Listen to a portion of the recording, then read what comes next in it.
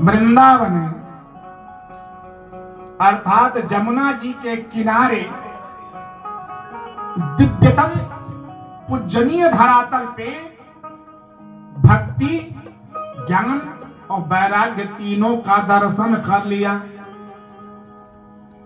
और आज हम भगवान की तमाम तरह की विधाएं अपनाते हैं, विपत तो टलबे नहीं करता है, कहां से दर्शन होंगे?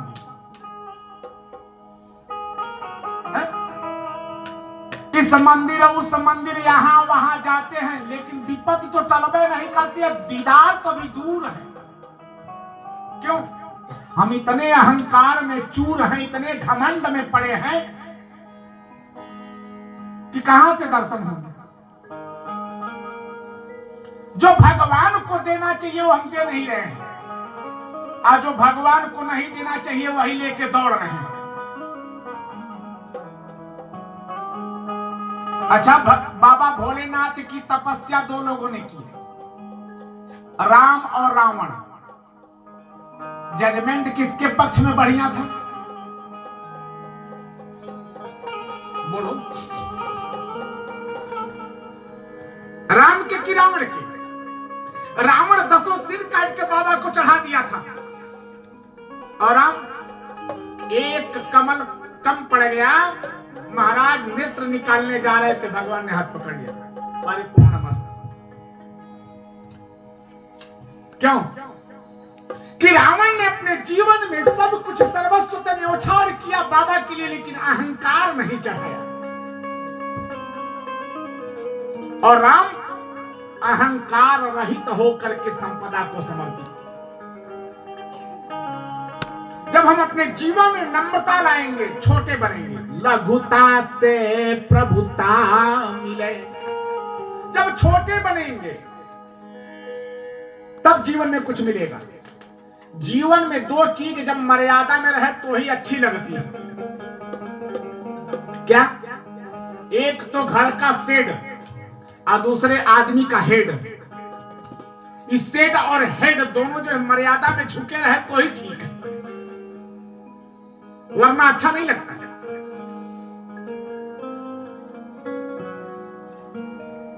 इसलिए मर्यादा बनी रहे। अगर हम अपने जीवन में किसी को सम्मान नहीं दे सकते तो उसको उसका अपमान करने का भी हक भगवान ने हमें नहीं दिया। किसी को अगर सही दृष्टि से नहीं देख सकते, किसी को प्रतिष्ठा नहीं से दे सकते, किसी का सम्मान नहीं कर सकते, तो अपने गांव के किसी का अपमान करने का भी हक भगवान ने हमें और आपको नहीं दिया। किसी को नवाला नहीं दे सकते तो किसी के आगे की थाली भी खींचने का अधिकार भगवान हमको और आपको नहीं दिया। यह धर्म है।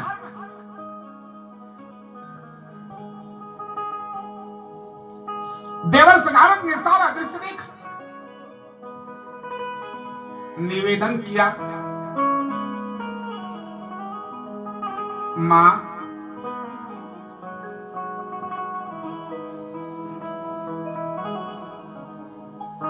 जमुना जी का किनारा, और जमुना जैसे पवित्र स्थल के किनारे एक नारी रो रही है। देवर्षि नारद के नेत्र सजल हो गए। वद देवी सविस्तारम स्वस्य दुःखस्य कारणम। मां, अपने दुख के समस्त कारण मुझसे सुनाओ।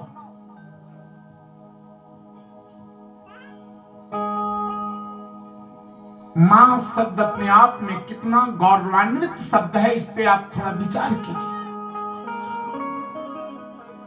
हमें और आपको जीवन में जन्म देने वाली ही केवल हमारी मां नहीं होती है। विपत्त में, दुख में आप बेटा करके आंख के आंसुओं को पोंछ दे, वह भी मां होती है। रातों दिन हमारा ख्याल रखे, वह भी मां है।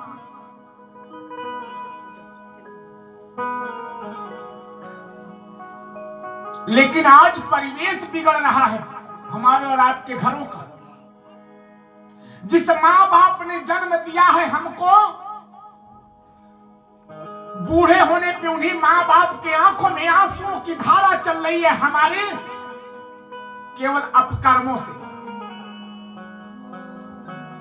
जिस सुख की चाह में माता पिता ने हमें जन्म दिया कि मेरा बेटा बड़ा होकर के हमें सुख देगा, हमारी पीड़ाओं को समझेगा, आज जन्म लेने के बाद 2 पैसे क्या हो गए, थोड़ा सा ज्ञान का क्या हो गया, अपने उन बूढ़े माता पिता की आंखों में आंसू की धारा ला देते हैं। एक दिन यही माता पिता रोते हैं कि हमको संतान नहीं है, हे प्रभु संतान दे दे। मंदिरों में, मस्जिदों में, गिरजा घरों में जा जाकर के नाना प्रकार की मन्नतें तो मांग ली, पुत्र को प्राप्त करने के लिए रो रहे थे, और आज रो रहे हैं बूढ़े होने पे कि परमात्मा ने तुमने पुत्र तो दिया लेकिन लायक नहीं, इसलिए रो रहे हैं। हमारे और आपके जैसे पुत्र के रहते हुए माँ बाप के आंख में आंसू आ जाए, गांव नगर की बेटी बहुओं को आंख में आंसू आ जाए, तो फिर जन्म लेना धिक्कार है।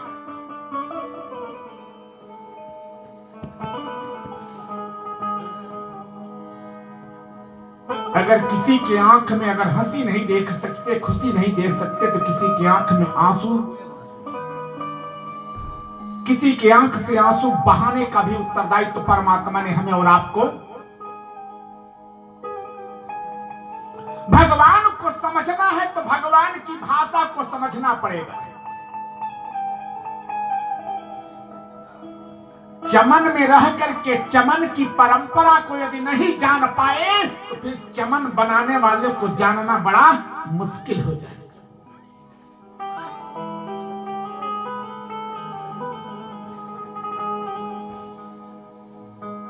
हम किसी के यहां जाते हैं और जब किसी के यहां जाते हैं तो चाय जब बनती है,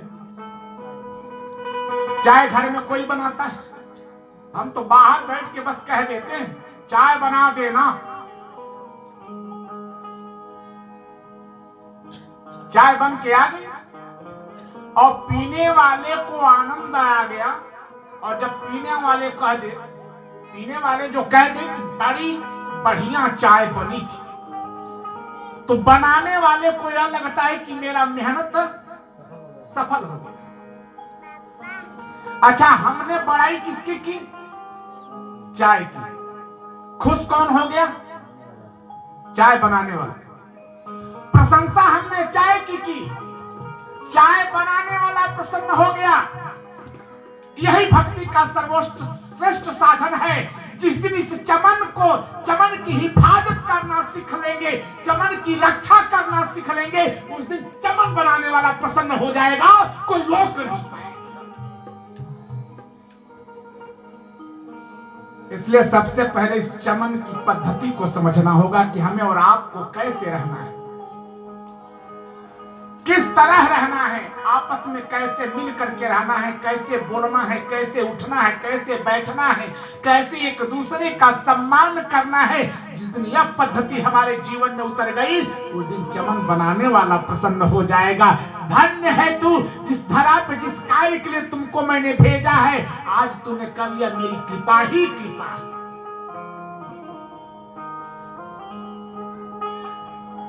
देवर्षि नारद ने कहा, वद देवी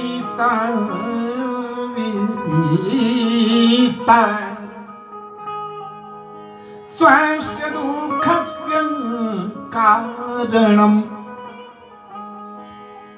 भगवती अपनी सारी बात कहो।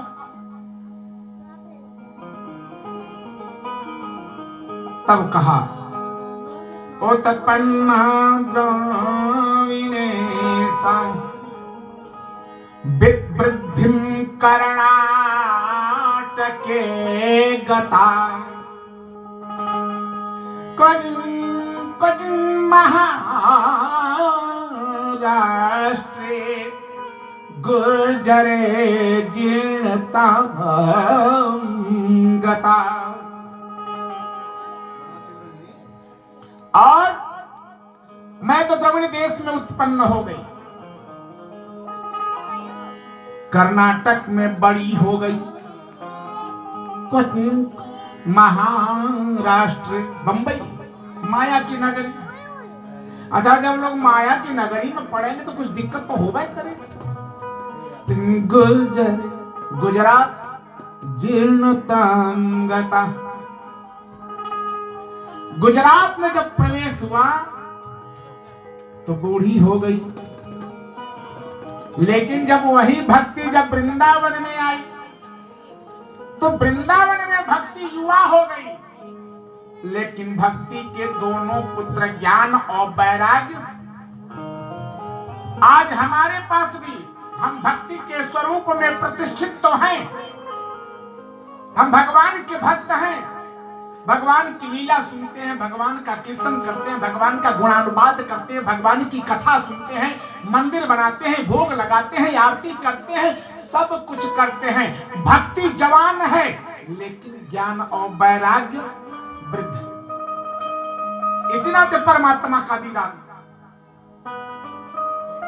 अच्छा, ज्ञान और वैराग्य, ज्ञान का मतलब हुआ कि हम अपने सामने किसी गरीब के आबरू को जाने नहीं देंगे, अपने गांव नगर की प्रतिष्ठा को जाने नहीं देंगे। यह ज्ञान है। सबकी हिफाजत करेंगे, मिल के रहेंगे, जिएंगे और जीने देंगे। और वैराग्य कि हमें अपने जीवन में वह चीज नहीं उतारना है, वह चीज नहीं सीख लेना है जिससे गांव अपने भवन की मर्यादा बिगड़े। यह वैराग्य, हमें वह चीज नहीं लेना है। इसी नाते भक्ति वृंदावनम पुनः नवीने स्वरूपिणी। वृंदावन में भक्ति जागृत है लेकिन ज्ञान और वैराग्य दोनों वृद्धावस्था में, दोनों वृद्धावस्था। देवर्षि नारद ने कहा, यत् फलम नास्ति तपसा न योगेन समाधि। जो फल हमें तपस्या से नहीं मिलता है न समाधि से, तत्फलम लभते सम्यक् कलौ केशव कीर्तन। वह फल जो है कलयुग में केवल भगवान का भजन करने से मिल जाएगा। केवल कलयुग में भगवान का भजन करने से। क्यों? कि भगवान के नाम में वह सामर्थ्य है। राम न सकहीं नाम गुण गाई, राम न सकहीं नाम गुण गाई, राम नाम गुण गाई। भगवान भी अपने नाम का गुणानुवाद नहीं कर सकते, वो भी असमर्थ है। क्यों? कि भगवान के नाम में इतनी सामर्थ्य है कि भगवान का नाम यदि आरत होकर के हम ले ले, एक बार केवल आरत होना है तो सारे मनोरथ परिपूर्ण हो जाएंगे। जिसने जिसने अपने जीवन में भगवान के नाम का स्मरण सहारा लिया, क्या हुआ? सुमिरी पवन सुत पावन नामो, सुमिरी पवन सुत पावन नामो। अपने बस करी राखहि जानो, अपने ही बस करी राख जानो।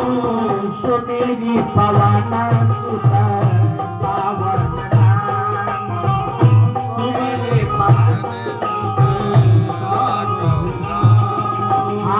महिमा।